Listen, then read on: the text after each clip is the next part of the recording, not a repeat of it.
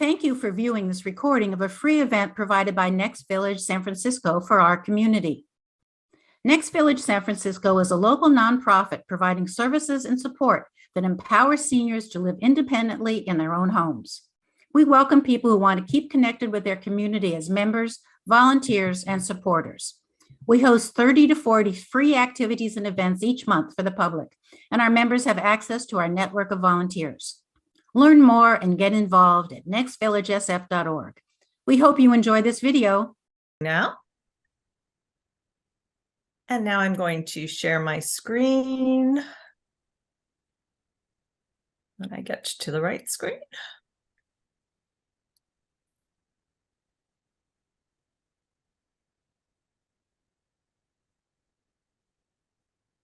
Hello, everyone, and welcome. Thank you so much for joining us today. I know some of you have been to many of our presentations with Catherine Accardi, and we are delighted you can join us again. For those that this is your first time, Catherine is an amazing historian, and she has shared topics with us about the amazing history of our city. So we are glad everyone can join us here today. Just a few announcements. The co-hosts of this event are Next Village San Francisco, the Aquatic Park Senior Center, the Stanford Women's Club of San Francisco, and Stanford Club of San Francisco. And I've just got a few updates on what they are up to in case you would like to join them for some of their events. For the Stanford Women's Club of San Francisco, they have got their Stanford Night at the Opera on the Revolution of Steve Jobs, and I did go see that, and I can highly recommend it. So hope you will join them for that. Also on October 5th, they have got Will the Court Come to Order? So this is about the Supreme Court, and it's an update from Barbara Creed. She is amazing. So she goes into some of the cases in front of the court and explains them and the backstory beyond the headlines. The Women's Club also has their neighborhood dinner coming up on the November 9th. It's a great chance to meet some fellow alums. The Stanford Club of San Francisco on September 28th will be doing a happy hour in North Beach. And in my humble opinion, it's going to be really good because I'm one of the organizers of it. So hope you can join us for that. Also, Rainbow Chen does several career networking events for us. So if you're in career transition or just contemplating what's next, or just want to do some career networking, check out our website of upcoming events to find out about some of Rainbow's career events. Aquatic Park Senior Center provides a whole range of classes and education and a gym, ceramics. So it is a chance for you to, if you're age 60 plus and want to get together with some other amazing seniors, we hope you will join them at Aquatic Park Senior Center. And then Frank, did you want to unmute yourself and talk about next Tuesday's HiCap presentation? Just a quick commercial blurb here. We do have HiCap coming in next Tuesday, the 26th at 1 p.m. At our site at 890 Beach Street to talk about the upcoming Medicare open enrollment. I know that some people can breeze through that very easily, and to some people it is like you need the Rosetta Stone to figure it out, like me. So the person from HiCap coming is a long tenured representative, very helpful, very engaging, and I hope you can come. No need to RSVP to me, just drop on by. And Frank, HiCap stands for? Oh, health insurance. Put me on the spot here because I've called it HiCap for 15 years. I was hoping you remembered. Health insurance, counseling. And I'll find that out before the show is over. Okay, anyway, for those who don't know, HiCap is a free program to help you with Medicare, and open enrollment is coming up. So if you, and we know it's confusing, so if you have questions, Frank will know what HiCap is at the end, but on Tuesday, September 26th at 1 o'clock, go to Aquatic Park Center. Thank you. And then Next Village, we are a neighborhood nonprofit providing services to help seniors age in place in their homes. So there's national and now worldwide village movement of villages where it's neighbors helping neighbors. We primarily serve Northeast San Francisco. If you are interested in volunteering, if you're interested in finding out what member benefits are, and just to give you an idea what member benefits are, if you don't want to climb up on a ladder to get a heavy box out of a closet, we have got some volunteers that can help with that. They also are available for going on walks or running errands, helping to drive to appointments. So it's a great way, for you to get an extra helping hand without feeling like you're imposing on friends or family. I wanted to feature a few next upcoming events that are on the grounds of the Pan-Pacific International Exposition. So if you'd like an excuse to actually visit the fairgrounds, we're happy to provide you one. And also, I just want to point out to everyone in your reminder email today, I had some links that Catherine provided that show the maps of the world's fairgrounds. So you can go and see where the fairgrounds are. If you live in the area, you can see what your house is on. So it's a great chance to see where the PPIE is. So just a few things, September 27th. So next week, we are going to go to the Presidio Native Plant Nursery and volunteer to help them. So afterwards, you can someday look around for your plant in the Presidio. We'll also be doing a picnic at Tunnel Tops, and I am hoping we'll have a park ranger joining us, so he'll also give us some of the history. On October 6th, we're going to be doing our annual Fleet Week Parade of Ships viewing on Crissy Field. So if you want to join us for that, or you can go on your own, you can watch some ships come into the bay to go to their ports of call. On the 11th of October, we'll be going to the Museo Italo Americano to see their opera exhibit at the Museo. That's Lower Fort Mason, which was also on the PPIE grounds. And then a few things not in the PPIE grounds. Next Village is doing our annual fundraiser Halloween in the Village on October 29th. So if you would like to support seniors in community, we are looking for sponsors, for auction donations, and also people who want to have a fun night to buy tickets for that.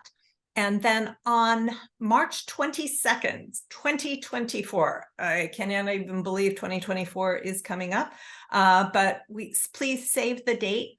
Her Story with Louise Vogel and Kat Hampton. They're going to do a performance which will feature some of the women from the era of the PPIE and more. And then last but not least, on October 20th, please save the date, and in your reminder email, we have the link so that you can register for part 2 of this presentation.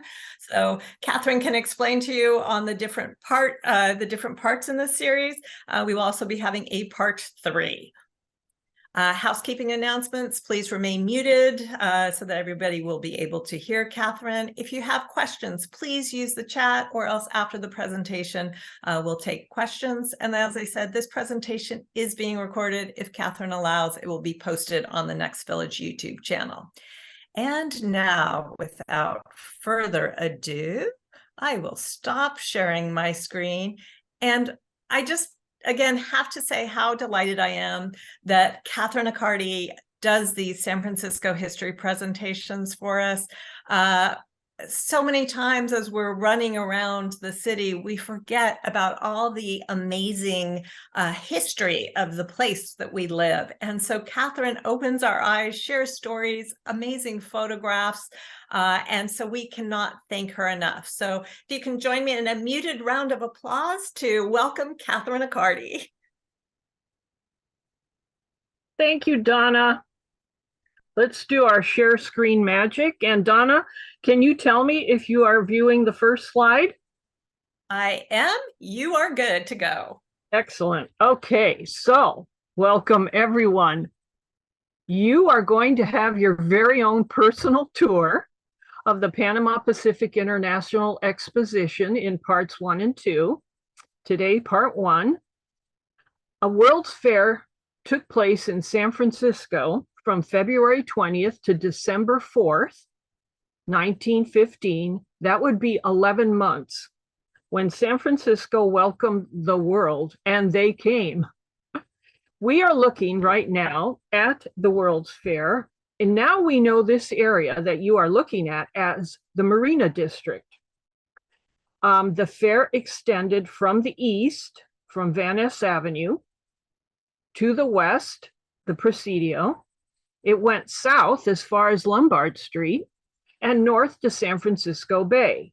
Now, this is a partially colorized image before photography had color. And colorization at that time was very popular. So here you have the 1915 San Francisco World's Fair. We will do some magic, and here we have it in black and white. Absolutely stunning. San Francisco World's Fair was really spectacular. 19 million people, I'll repeat that, 19 million people came during those 11 months from all over the world, and they came to experience this marvelous 3-mile extravaganza. It lasted 288 days. And when they arrived, as you can see, San Francisco was dazzling, and the city was ready, willing, and able to greet them. Now, this fair was considered a feat of human ingenuity, determination, and a way to connect with nations and peoples around the world.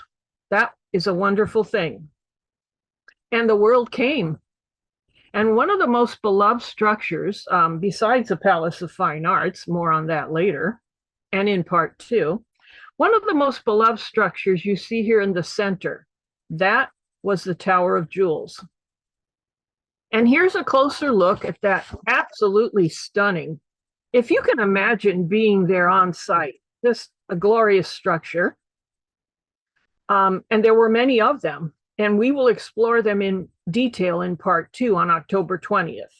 But today, we're going to learn how and why this magical event happened, who were the people that made it happen, and we'll be there on opening day. And we're going to see what the preparations entailed. Those preparations included the design, construction, transportation, amenities, and I have to say one of my favorite things, although it's all my favorite, is the advertising. Beautiful works of art, the posters and the postcards, but more on that later. And apparently advertising was successful because 19 million people showed up. So how did this World's Fair come about? Well, it actually was 10 years in the making, and it began around 1904 with the idea of this gentleman who was Reuben Brooks Hale. If you remember the Hale department store, I mean, at my age, I certainly do. The Hale brothers, he was one of the Hale brothers, and they had a number of department stores throughout the state. This one, the most popular and grand, was at 5th and Market. And if you're thinking that looks very much like the J.C. Penney store, you're right, because Penney's did purchase it from the Hale Corporation. And now that building is, thankfully, a National Register landmark. So in 1904, Hale gathered together a powerful group of San Francisco merchants and businessmen, and they were obviously strong supporters of increasing San Francisco's commerce and commercial sector. They knew that a World's Fair, would draw millions of people, because in the late 19th century, there were many successful World Fair. You may have heard of the one in Paris, 1889, and the one in Chicago in 1893. And it was pretty clear that these World Fairs brought prestige to a city. It brought tourism and a lot of economic growth. But around that time, something else was happening. At the Isthmus of Panama, a very important development, and that was the construction of the Panama Canal, a project that had the support of many, many nations. And this canal was the talk of the world. It would be a boon for international shipping and trade, a way for East and West to connect and unify. So we can see some construction ongoing. The construction began in 1902 and continued until opening day that we see at the lower right. Opening day was August 15th, 1914. And during this period of time, two US presidents of the time were Teddy Roosevelt and Howard Taft, and they felt the canal was a national priority and that opening day would be a time for celebration. So the opening of the Panama Canal was the talk of the world, but the World's Fair was the talk of San Francisco. So let's take a look at San Francisco back in 1904. This is the gorgeous intersection of Market and Post around 1904, at the time that Hale was announcing his idea for the World's Fair. San Francisco's downtown looked like this. By all accounts, the city was elegant, cosmopolitan. It had bustling neighborhoods, a thriving middle class, and of course, the stunning topography. It was a dynamic, modern city, and it was eager to welcome people from all over the world. So now we had a thriving San Francisco, the opening of the canal. What better reason that you would want to choose San Francisco as the site of a World's Fair? However, just a few years later, that same intersection of Market and Post looked like this. It was a few days after April 18th, 1906, and the city was destroyed. Ash and rubble everywhere. City Hall at the right, pretty much non-existent. It was declared one of the nation's worst natural disasters. Unbelievably, it destroyed 500 city blocks. What was going to happen to that World's Fair now? Well, what happened is that San Francisco would no longer be celebrating the opening of the Panama Canal. It would also be celebrating coming out of the ashes, a city undaunted, as that postcard on the left indicates. And at the right, in 1910, a beautiful rebuilt intersection of Market and Post. San Francisco clearly recovered quickly. The city banded together, undaunted and more determined than ever. The idea of a World's Fair became not only the celebration of the canal, but a celebration of a city. Absolutely stunning Market and Post. The city was ready to welcome those 9 million people, 19 million. So after the 1906 disaster, Hale's idea garnered even more momentum. He was joined by a number of influential people, businessmen, including at the right, President Howard Taft, and at the left, Mayor Sonny James Rolfe Jr., Sonny Jim. So in 1911, President Taft declared that San Francisco was the official winning city of the World's Fair. And who did the city beat out? I'm happy to say it beat out New Orleans, San Diego, Boston, and Washington, D.C. So now that that's all settled, we needed funding. And one of the steps towards the organization and funding of a World's Fair was the creation of the Panama Pacific Exposition Company, which was made up of San Francisco's most powerful and influential politicians and businessmen, the likes of including William Randolph Hearst. They launched a terrifically successful public and private fundraising campaign, and this is one of their meetings. This is in 1909 at the Merchants Exchange building. Look at all those people, ready, willing, and eager to fund 2,000 of them to fund the World's Fair. They raised more than $4 million in addition to a city bond of $5 million. And the financing of this World's Fair is a story unto itself. So moving on. Now we had the financing and the support all in place. The citizens and the labor unions were all in. So this image was taken in February 1911 when President Taft officially signed a resolution. And at this podium, by the way, look at the banner on the podium, Panama Pacific Universal Exposition. The name was changed not long after. So at this point, Taft made a very famous statement. He called San Francisco the city that knows how, and it did. Several locations were discussed and considered, including around Twin Peaks, around Lake Merced, the Mission District, Golden Gate Park, and Harbor View. Now, again, the selection process is quite the story, but it was pretty clear that some of these areas were well built up now after the 06, and to level them would be quite destructive. So they settled on a location called Harbor View. So maybe some of you are thinking, where was Harbor View? Well, here it is. It's what we now know as the Marina District, but at that time, it was just barely populated, an area of mudflats. But the site, as you can see, was very accessible by land, by water. It had spectacular views. We can see the Golden Gate before the bridge at the top.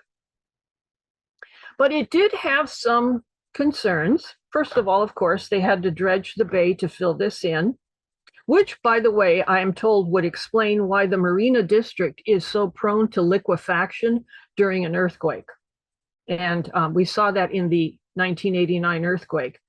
But in any case, there was another issue. The Army owned the east and west ends of the area. That would be Fort Mason at the east and the Presidio at the west. But happily, the Army agreed and they leased the land to the city, and the filling of these marshlands began. And here they are again. And some of the photos you will find later are incredibly sharp and focused, and some unfortunately are not. But here we see the filling of the bay. It took 146 days to complete. 1 million cubic yards of bay was pumped into the mudflats. And once all this was completed, the exposition occupied 635 acres. But in addition to filling in the marshlands, the city ended up purchasing 75 blocks of the city and demolished over 200 structures to clear the site. They demolished, as you see at the top, homes, and they demolished businesses, including this one at the lower right called Hoffman House. Hoffman House was at 3727 Broderick near Jefferson. And I want to highlight that and mention it here again. The top photo, Hoffman House, far right, upper far right. Below, the same street at approximately the same location 112 years later. So pretty much no one can deny that the PPIE had a dramatic effect on San Francisco.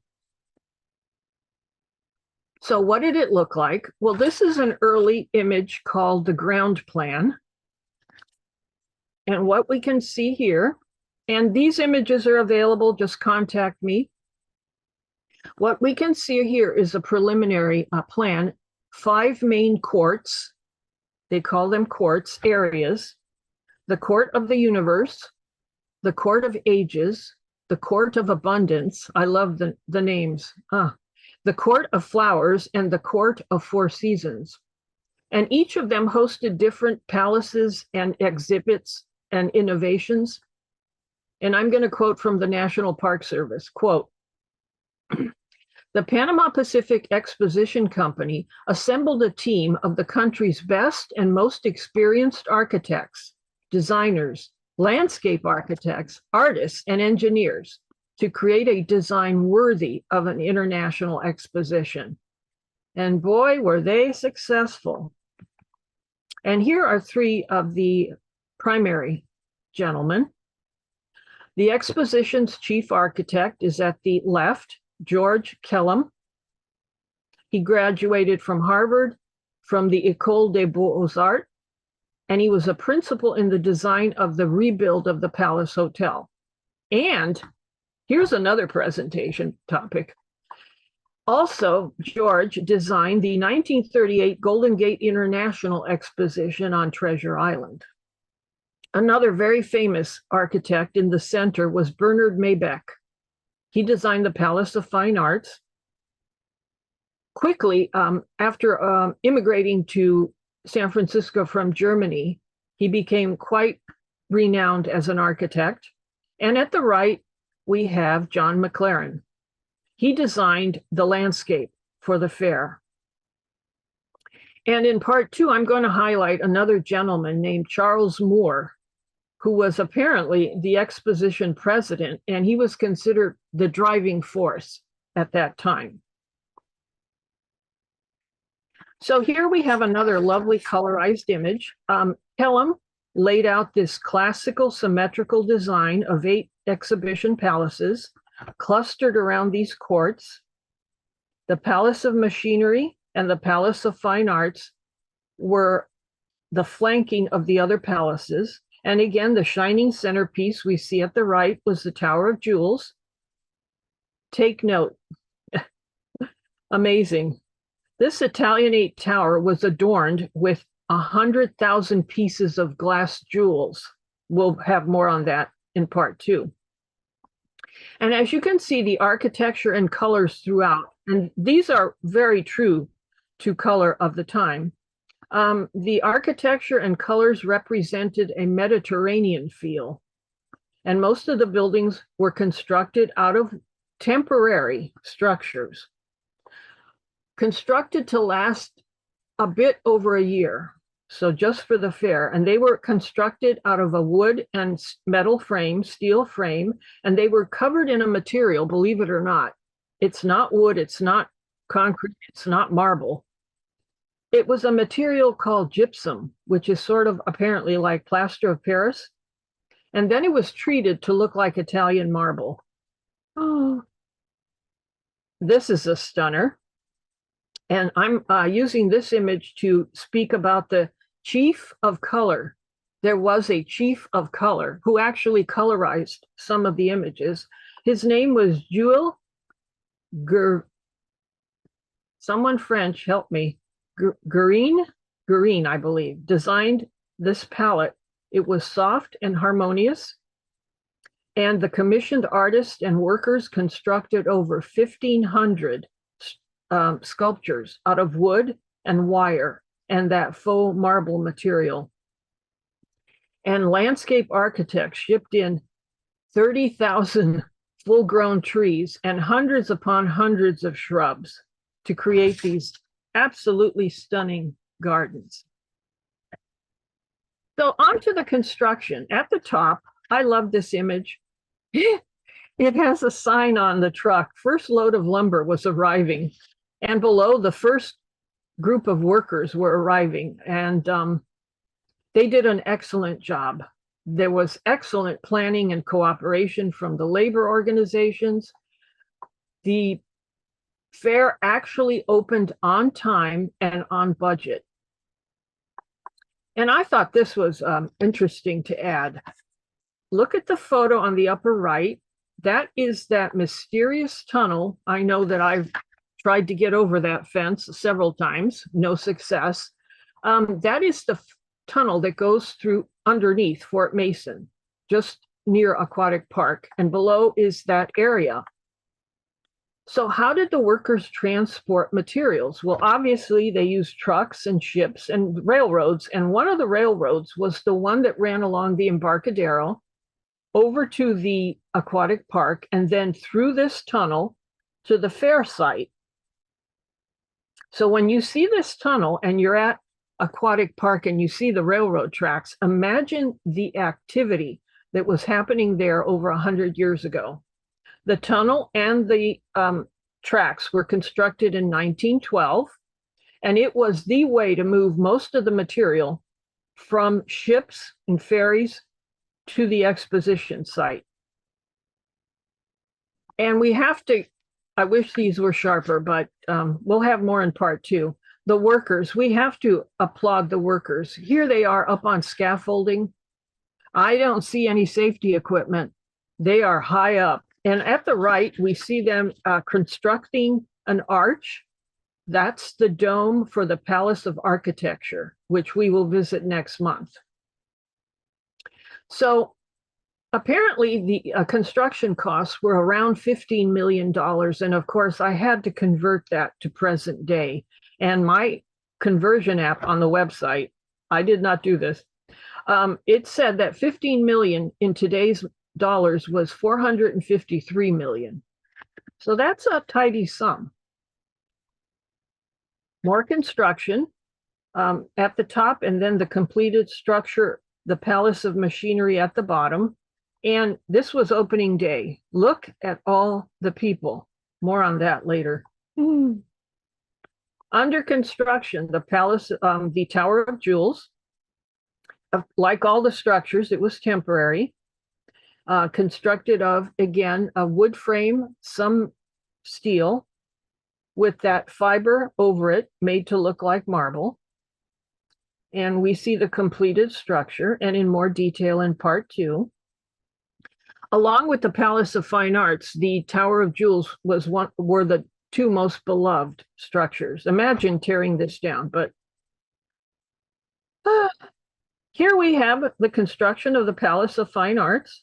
It was designed again by Bernard Maybeck, and he was tasked with creating a location, a palace that was considered a quiet zone, that when you walk through, you can look at the art that was displayed mostly in the Palace of Fine Arts, thus the name. And it would serve as a quiet zone. And he was inspired, of course, by Roman and ancient Greek architecture. And here is the result. And although most of the exposition, if not all, but there's a teaser at the end on that, the palace was so beloved that Phoebe Hearst organized the Palace Preservation League, who was successful in saving the palace, and more on the Preservation League in part two. But you know, it wasn't just a matter of palaces. They had exhibits like this one. Now, make a note of the scale. This is a model replica of Yellowstone Park.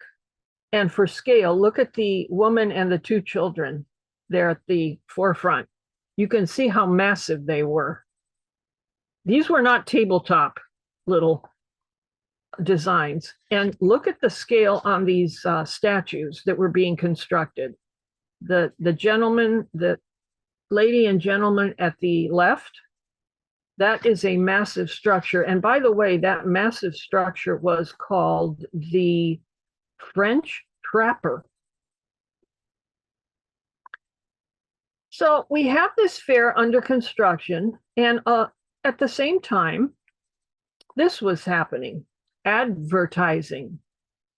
The image reads, California invites the world. This is just one of the seemingly hundreds of beautiful posters, postcards, and other works of art that advertised the exposition. And the lady we see here is an artist's rendering of the goddess Minerva. She's on a hill. She's holding poppies, and she's holding poppies over a bear. And in the back is the exposition under construction. More of the art of the day. At the left is a brochure for the Southern Pacific Railway ad. And what they did in their advertising is, as you can see listed here, is they were inviting visitors from around the world and the country to also take their route and visit all the other locations, making it a vacation in California. And I liked the image on the right very much because I think my husband has that suit. So I had to honor that. So here, publicity is in full swing, construction is in full swing. But the question arose, especially in my mind, but it must have arisen then too. Let's get rid of this.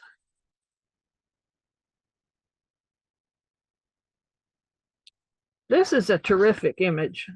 Obviously, the ferry building. There's a sign on the ferry building that says San Francisco welcomes the world, or something similar to that. The question arose, how in a city that is 7 by 7.5 miles do you move 19 million people? It was quite the feat, but San Francisco was up to the challenge at that time. This is the area around the ferry building in bustling. Absolutely, look at that.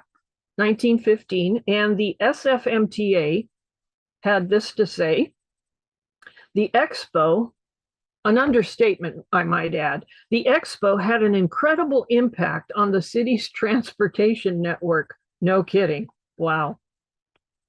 There were new streetcars built, tracks and streetcars all over the city. This was a new line that was established on Columbus near Broadway, and it was called the Railway E Line, and it ran from the ferry building to the Presidio. It was built for the exposition. Here's another one. This is really one of my favorite photographs. I'm not sure why. It must be because imagine living in that lovely dwelling on the right, and you can view the exposition under construction. This was the number 235 line at Fillmore and Broadway in 1914. And here we have it. This is Muni Car 14, southbound on Van Ness. It went south and northbound on Van Ness. The opening day weekend was one of the busiest Muni ever experienced. It moved on that one day, 265,000 people on opening day alone. And of course, there were trains with throngs of people waiting to board. And of course, there were buses. Another one of my favorite images. When I blow this up, those people are smiling and waving, and they're ready for a good time. And of course, there were ferries that ferried people from across the bay, across the nation, across the world. And when they arrived at the ferry building, they saw this beautiful welcoming sight with a message: California invites the world. Then another question arose. When thousands of people arrived in the city, where were they expected to stay? Well, the city invested in quite a number of new accommodations, including this one, the Chancellor Hotel across from Union Square. It opened in 1914. And the official exposition guide that we will look at in a moment reads this way, quote, San Francisco provides ample hotel accommodations at reasonable rates. A census by the Chamber of Commerce shows nearly 2,000 hotel, apartment building, and rooming houses in the city. And of the hotels, more than 90% are new, with such modern accommodations and conveniences as the telephone, hot and cold water, steam heat, and electric lights. One of the hotels built for the exposition was the Clift. It opened on February 1st, 1915, and it was advertised as the first hotel in San Francisco to be fire and earthquake proof. It also was considered a symbol of recovery and rebirth after the 1906 earthquake. But my favorite was, well, is, but it isn't any longer. This one, this is absolutely beautiful and massive. Imagine staying here. This was called the Inside Inn, and it was the only hotel on the exposition grounds. It provided accommodations for 2,000 people, which is impressive. And the official exposition guide says this, quote, this modern up-to-date hotel is centered in the most beautiful landscape park in the grounds. Hot and cold water in every room. Vacuum cleaning. The Inside Inn offers absolute fire protection. The guest rooms are generously furnished with or without private baths, steam heated throughout, telephones in each room, and is conducted on the European and American plans. Single without bath, $2, double, $4, with bath, $5, and rooms with a parlor, a bedroom, and a bath were $10. So, of course, I consulted my conversion, and $10 a day would be about $300 today. So I have mentioned along the way here several times the official guide, and here it is. This is available. You can buy this or download it in its entirety. It was published by the Walgreen Company, and not the Walgreen that is the pharmacy nowadays. This was a publishing house on Post Street, and I will read from this. The Panama Pacific International Exposition is the world celebration of the opening of the Panama Canal. It is the third exposition of its class to be held in the United States. In order to receive the rating as a universal exposition, it must make a comprehensive showing of the achievements of all civilized nations and all lines of human endeavor. And it did. So it was time for California to welcome the world. This is another example of the stunning artwork, a poster. I'm pausing here for a few minutes because we are approaching the day.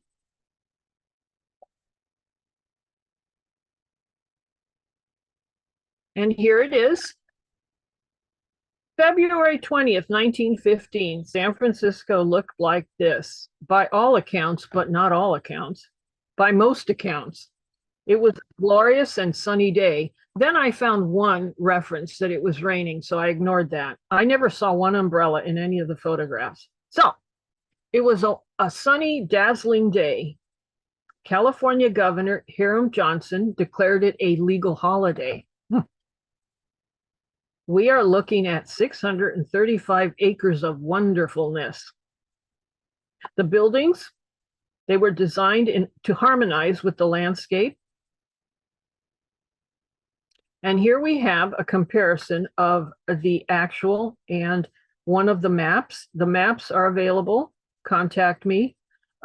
When you blow this up on your own computer and use a magnifying glass, you can really make out just about everything. So here it was. It was basically laid out in courts, and we're going to visit the courts in part 2. Just today, we're going to have a quick overview of some of the exposition. And again, it ran from Van Ness Avenue at the right. Look at the map, lower right, it says Van Ness Avenue, Fort Mason, to the west, to the Presidio, north to San Francisco Bay, and south, Chestnut mostly, but also onto Lombard. And at the opening day ceremony, a woman named Winifred Black, at that time she was a well-known journalist, and I'm going to quote her. It's just beautiful. Somebody has a way with words. Quote, "You could see the veiled city, the sullen blue-green of the Pacific forest, Presidio forest, the gray veiled city, the silver of the gleaming bay, the purple majesty of the far mountains, and the tender green of the Marin Hills." And here it was. Here it is. This is opening day. Governor Johnson and San Francisco Mayor James Rolfe led a parade of 150,000 residents and visitors from Broadway up Van Ness to my favorite entrance, which is at Scott and Chestnut. You'll see why next month. This is just one of the entrances on opening day. People as far as the eye can see. I'm told it was 2.5 miles. And the main gates opened. Look at the crowds, little dots of gray. You can barely make them out. The opening ceremonies were held at the Scott Street entrance in front of the Tower of Jewels. And at opening day 10 a.m., the main gates opened. And at noon, President Wilson in Washington pressed a gold telegraph key that sent a signal 3,000 miles to the antenna on top of the Tower of Jewels that we see here. And the cannons boomed, and the crowd cheered, and the city returned from the devastation of 1906.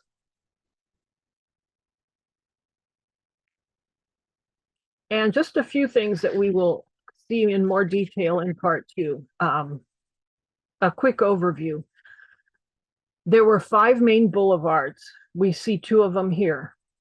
The 5 were called the Avenue of Palms, my favorite, at the top, Avenue of Nations, Avenue of Progress, Avenue of Administration, and Avenue of States. Again, at the top is the Avenue of Pines, and at the bottom, the Avenue of States. There were 5 main courts: Court of the Universe, Court of Abundance, Court of 4 Seasons, Court of Flowers, and Court of Palms. At the top, Court of the Abundance, and at the bottom, Court of the Universe. There were 32 state buildings. Now, at that time, 1915, there were 48 states, and they were all invited. Only 32 could make it, and most of them cited that they did not have the funding to attend. At the top is the Ohio building, at the bottom, California. Many nations were invited. Only 28 were able to represent with pavilions. At the left is the Siam Pavilion, which is now Thailand, and at the right, the Honduras Pavilion. And the pavilions were all centered around the Avenue of Nations, which is fitting. And of course, there was plenty of art, especially in the Palace of Fine Arts. At the left, we have a sculpture titled Earth. And at the right, one of my favorites, which is a sculpture titled Sundial with Baby. Adorable. Now take a look at this arch. That is the arch of the setting sun. At the top, there is a sculpture which we see at the lower right. It was called The Nations of the West, and it was designed by Alexander Sterling Calder at the top of the arch. And it represented the nations that made the West, as so thought at that time. From left to right, the French Canadian, the Alaskan, the Latin American, the German, the Italian, the Anglo-American, and at the time, what they call the American Indian, now respectfully called Native Americans. And in the center, we have Mother of Tomorrow. And the gardens, plenty of garden, just lovely. This is the loveliest. This is the South Garden and the popular Fountain of Energy at the left. The garden was 900 feet in length and 500 feet wide. And it was what you see when you enter the main gates on Scott Street. And the exposition guide describes the South Garden this way. There are 200,000 pansy plants in the South Garden, and they're all yellow. And every 6 weeks, the plantings are changed with a different color flower. Again, the South Garden with the Tower of Jewels, Palace of Fine Arts in the distance. And most of the gardens were laid out in what is considered possibly pretentious pattern, but of a formal French garden. This must have made for quite the impression coming in from Scott Street. But what also made quite the impression were the light shows in the evening, and this is one of them. This image was taken from a hill in Pacific Heights, and this was going to be my final image. But then I had an idea for a teaser. So what do we have here? Look closely in the center, you're going to see an elephant. And the elephant on its back is holding up a flagpole. So the question is, where is this lion now? Did he survive? Is he destroyed? Is he still with us? Well, the answer to that and much more in part 2 on October 20th. So join us then when we take an in-depth look at the San Francisco World's Fair, the Panama Pacific International Exhibition. The end. Thank you for viewing this Next Village video recording. We hope you enjoyed it. Please help us spread the word and tell friends and neighbors about Next Village events and services for seniors and adults with disabilities in San Francisco. Visit our website to learn more about our vibrant, growing network, as well as to view our calendar of upcoming Zoom and in-person events and activities in San Francisco. Our website is nextvillagesf.org. Contact us to join our email list to learn about events and resources for seniors in San Francisco. And subscribe to the Next Village YouTube channel by clicking the button below.